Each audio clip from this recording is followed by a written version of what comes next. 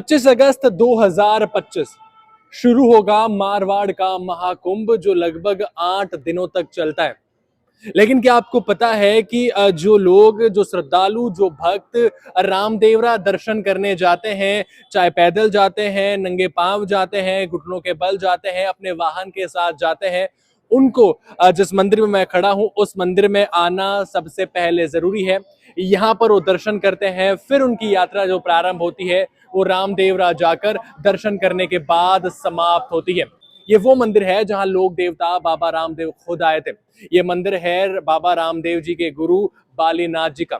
यहाँ पर बालीनाथ जी की समाधि है, इसलिए भक्त श्रद्धालु पहले यहाँ पर आते हैं, दर्शन करते हैं और फिर रामदेवरा जाते हैं। और भादरवा की बीच 25 अगस्त 2025 को सबसे बड़ा मेला यहाँ पर लगता है जहाँ लाखों श्रद्धालु एक साथ दर्शन करते हैं।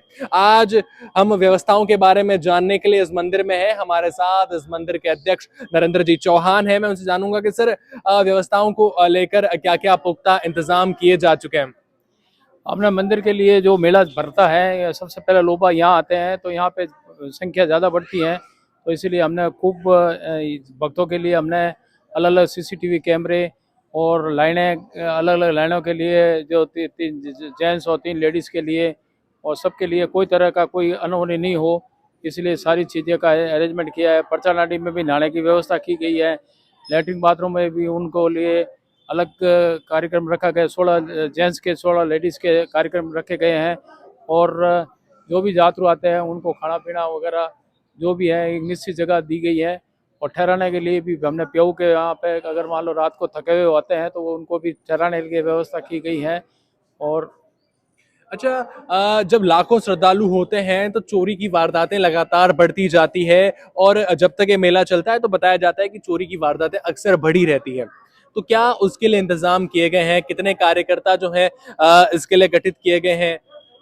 इसमें पुलिस प्रशासन इसमें पूरा सहयोग करता है और पुलिस प्रशासन द्वारा अगर मान लो उसको कैमरे लगे हुए हैं, 56 कैमरे लगे हुए हैं अलग अलग साइड पे, जहाँ कहीं भी है तो हर एक की कैमरे पर नज़र होती है और वो सारा कैमरा चेक करने के बाद में उसको पकड़ा जाता है और पकड़ने के बाद में पुलिस के हवाले कर दिया जाता है और पुलिस खुद, प्रशासन खुद ही उसको नज़र रखती है। एक कंट्रोल रूम बना हुआ है हमारे यहाँ मेला परिषद में और वहाँ पे पुलिस के माकूल इंतजाम किए गए हैं और सीसीटीवी कैमरा भी लगे हुए हैं। उसके अंदर पुलिस प्रशासन वो पूरी निगरानी भी रखती है और हम भी पूरे ट्रस्ट भी और कार्यकर्ता भी उसको पूरा ध्यान रखते हैं।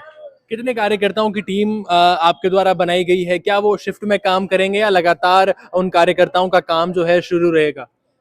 हम करीबन 300-400 करीबन स्वयं सेवक है, वो अलग अलग शिफ्टिंग में काम करेंगे। ये 24 ही घंटा रहता है और मेले के दौरान किसी तरह से भक्तों को परेशानी नहीं हो, इसलिए हमने 24 ही घंटे मेला मंदिर खुला रहेगा मेले के दौरान।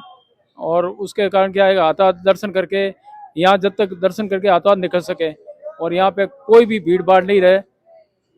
अच्छा, एक आखिरी सवाल मैं आपसे ये करना चाहूंगा कि इस मेले का शुभारंभ कब से होने वाला है? कब जो है सुबह कितने बजे आरती होने वाली है? ध्वजा जो चढ़ाई जाएगी रामदेव मंदिर में, वो कब चढ़ाई जाएगी?